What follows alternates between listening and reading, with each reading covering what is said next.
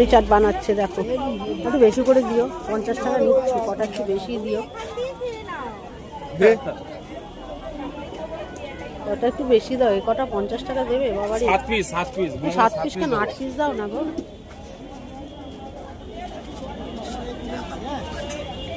না তোমার 8 পিস দিচ্ছি। আমি কি দিচ্ছি, দাঁড়া ওই দিকটা গিয়ে দেখি কিভাবে বানাচ্ছ পাপড়ি চাট। এটা কি আলু? ঝাল কম দেবে, একদমই ঝাল একদমই দেবে না বেশি, খুব কম, হালকা। হ্যাঁ ঠিক আছে।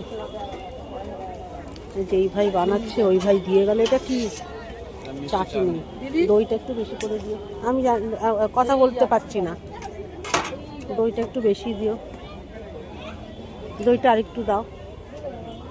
কি এত কঞ্জুসের মতো করে দই দিচ্ছ, একটু দাও না, আর একটু দাও না, দই দাও না, দইটা না হলে মজা লাগে না। এই যে পাপড়ি চাট বানিয়ে দিল, একটু দই দাও।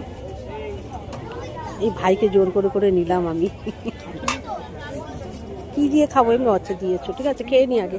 চলো পাপড়ি চাট দিয়েছে, পাপড়ি চাটটা খাই বসে, তারপরে কথা বলি সবার সাথে।